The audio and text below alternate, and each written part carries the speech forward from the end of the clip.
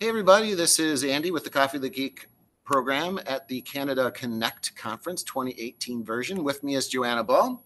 And Joanna, if I've got this right, you are a digital literacy resource teacher. Correct. Okay. At York Region District School Board. And tell me a little bit about your job. We'll start there. Do you have another question that you can ask? That's So my job. Take it slow. Okay, so I really am a consultant without the consultant title. I support teachers with the use of technology in their classroom. I also support board initiatives and help create board initiatives, and we help teachers integrate modern learning strategies in their teaching practice. So that was a quick summary, but that's a lot, right? That's why I asked if there was a different question. Well, you did a great job of summarizing it. So you're presenting here at the Connect conference? Yes, I presented on Tuesday, actually, for one of the 3-hour sessions. Good. Tell us about the session, how it went, and what you did. All right. So I presented with a colleague and friend of mine, Jen Giffen, who will be interviewed, I believe, tomorrow. And Jen and I decided that we wanted to try a different type of presentation style. So after some brainstorming together, we decided that we were going to create 8 separate presentations, put them all into a choice board, allow the audience to vote on what it was that they wanted to learn. Then Jen and I would basically run 2 sessions independently. So there were 4 choices that were voted, and then we just went for it. People that didn't want to participate in those particular sessions had the opportunity to just follow the choice board and do their own learning. So it was almost kind of along an unconference model done in maybe small time, right? A little bit, except that it was planned out. So we were prepared to teach all of those 8 sessions had they been whichever one was picked.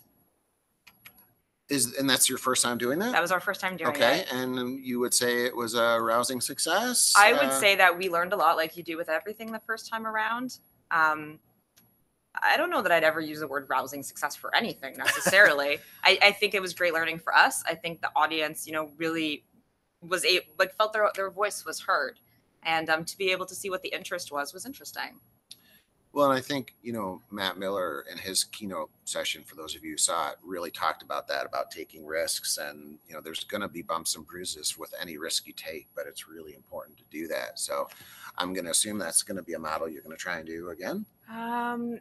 I'm not going to say it's not going to be a model we're going to try to do again, but also it's a significant amount of work, right? To be prepped and ready to do 8 separate workshops. That is a lot. So let's talk about your learning here at the Connect conference. What are you looking to see or learn about, I should say? I'm looking to be inspired and take some of other people's learning and figure out how I can make that work for our board and the connections, the through lines that I can see between what other people are doing and some of those resources and strategies that will help our teachers. And have you come across anything so far that's stood out to you? Yes, I have. So yesterday I was in a workshop while everyone else on my team went to go and see the Ignite talks. I went and learned from 2 science teachers that work for a virtual school. And they last year got a TLLP grant, which is like a teacher leadership grant. You apply, and if you're accepted, you get money and time, which everybody wants. Exactly. And they were looking for ways to create content for their students virtually. They were finding that the videos that they were finding online for science didn't really meet their needs and weren't based in Ontario curriculum. So they went through the process of learning how to videotape, how to edit. They went and bought all of the science equipment because they're virtual. They don't have labs.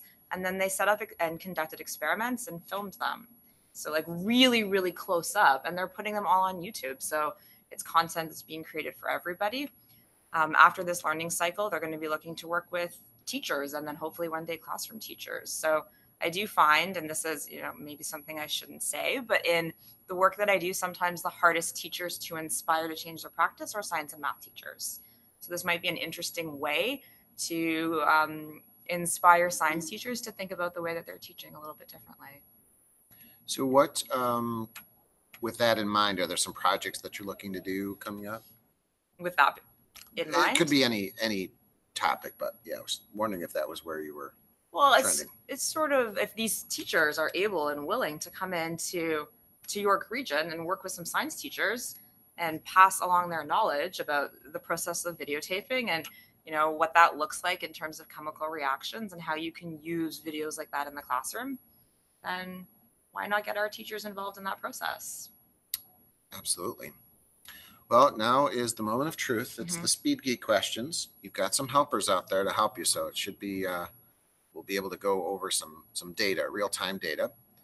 So for the folks in the audience, answergarden.ch 690-934. And our first Speed Geek question. And if you want to try these Speed Geek questions from another time, you can just go to my website, coffeewithageek.org, and over in the far right corner, it says Geeky Fun. Here's where you'll find the questions. I think I'm going to actually, this is a great little board. Again, you can set them up any way you want, use them with your classrooms. I'm going to use my iPad for this session. So that'll give Joanna a chance to control the dial. All right. And you get to read the question. Now, for those of you out there, you're going to put your answer in there and just hit submit. So go ahead and spin the wheel.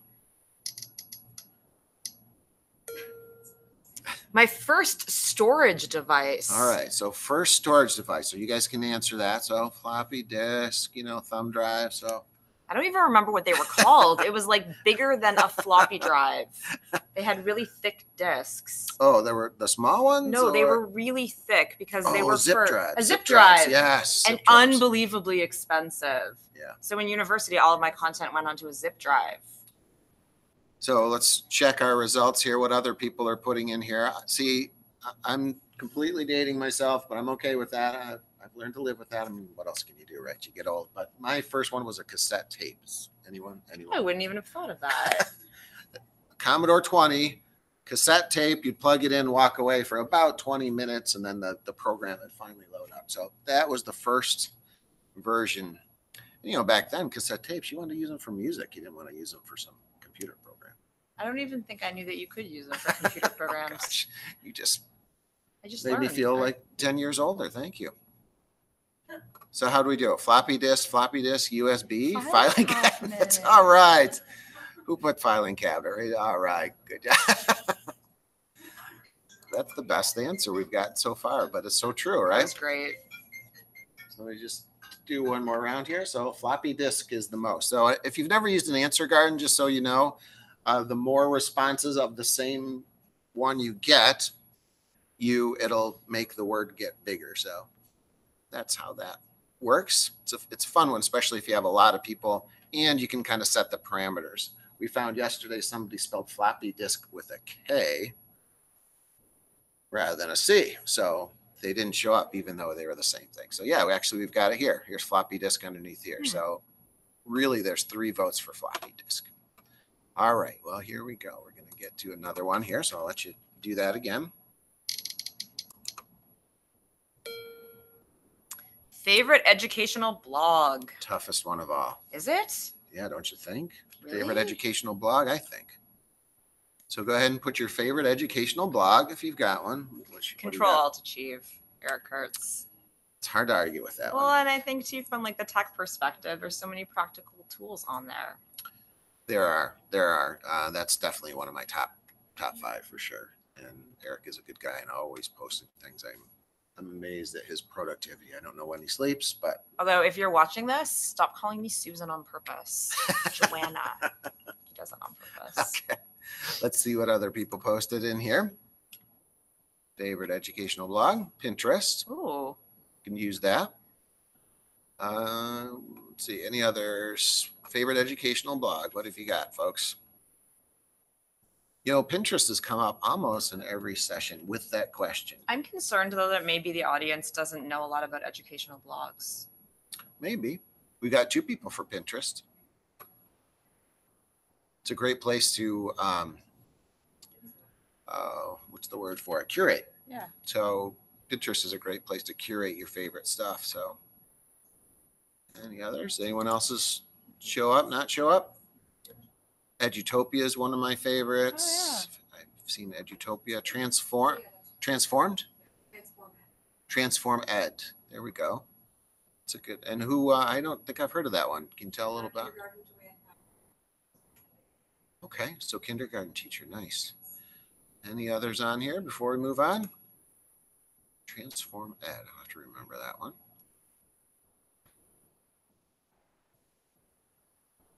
Anyone get one that didn't show up? Sometimes there's a little lag between when you do it, so interesting.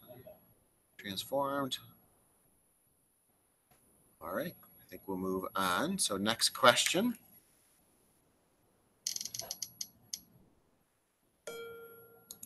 What's your favorite app? Okay. So put your favorite app in this. Favorite app. What do you got? It's going to be a little bit ridiculous, but the WTF weather app. What? It's I haven't heard not of that at one. all We've got a some nods of it. functional or productive or educational app.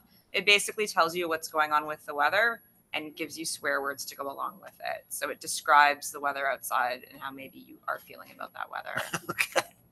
Well, you know, it's been a tough winter this year, so I imagine you kind of need that for moral support in some way. That is a good question. You'll notice I didn't go there, right? Let's go educational. Oh. That's a good clarification. Let's go educational. Then I have to change my answer. Okay, let's change your answer. It's going to be the Adobe Spark. Is my favorite app. Do you use it a lot? I use it a lot because I use the post one for creating like Twitter posts. I use the video one. So yeah, and it's like super accessible and easy for students to use. And we've got Bitmoji. That's a good one. Definitely have that one. Seesaw. Seesaw is like a portfolio, right? Yeah, really. And then the app is good as well.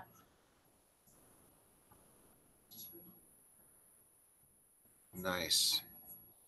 Yeah, because I work mostly with teachers, I don't really think to use that one, but it can, because you could send things to your students for Seesaw, they can access the material that you want them to interact with. But I use it more for them to be capturing their learning and then recording into the app. Great thing is parents can be connected to it so they can see their students. That is a nice connection. My school avatar. Who has that one? Yeah. That's great. So creates an avatar for you or for everyone, or For the students, again, to oh, nice. capture their own voice. Share out their learning. Great.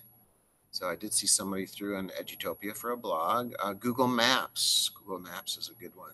There's a lot you can do with Google Maps. I didn't know. Actually, Matt Miller did a workshop on it that showed a lot how to do that. So very cool. All right, let's do another one. We got at least one more or two more. Favorite social network. Favorite social network. So mine is actually still Facebook. And I've started to use Facebook the way a lot of people use Twitter. So in our role, we get a bit of a PD budget. And I asked my principal if I could use my PD budget to purchase courses on Udemy. And he said yes. And all the Udemy courses that I purchased actually have groups in Facebook. Okay. And some of those groups led to other groups. But the types of people I'm now interacting with are like, you throw out a question or you respond to somebody and they're like, hey, do you have like a quick minute to talk? And then you're in like a Facebook call with them having a quick conversation. So it's been like a really interesting professional learning network. And I actually don't even see friends posts anymore when I go on Facebook. I have no idea what they're doing. Everything filters to those, huh? Yeah. Okay, let's see what other people said. We've got some Instagrammers, I see.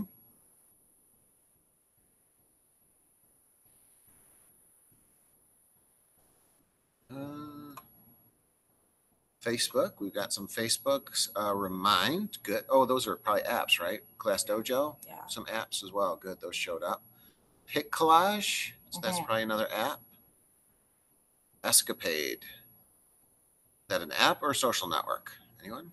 That one is it's an app and it's a French app and it auto-corrected before I Oh, okay. so it's actually supposed to be like that next to the Seesaw one is FNU. Oh, okay. Yeah. Got Sorry it. about that. And how about this one? You see that? Matthews. Ah, okay. That's another virtual manipulative. Nice. Did I miss? Doink. Green screen app. Okay. I have to check those out. And Bitmoji we talked about. Any other social networks for favorite social network? That Pinterest seemed to show up the most. Of course, we got that from two things. Instagram has two. There's Twitter. Okay. Nice. And let's take one more. Oh, there we go. I'm looking on the line. That's right there. So favorite tablet. We'll include a Chromebook as a tablet. We've had this kind of argument, not argument, but discussion. I think it's hard. I only have an iPad. So I think by default, it's my iPad. And because of that, I also have an iPhone. But I have a colleague recently that jumped ship. And I'm like, I don't know if I could do it. I can't imagine changing and yeah. learning a new platform now. I know people do it, but it seems like a little bit of a daunting task when you know. Yes, definitely. Let's see what people are responding for favorite tablet. iPad seems to come up pretty universally. Is anyone else? I know someone brought up a Surface tablet last time. Anyone else seen it? Yours isn't there. Oh, there's 4 for iPad. So I would say across the board, iPads are still favorite tablet. So, all right. Well, with that, we're going to wrap things up. I hope you will stop by and see me. I've got a couple more interviews today, and I hope everyone enjoys the Canada Connect conference. And thank you, Joanna. Keep up the great work. Thank you.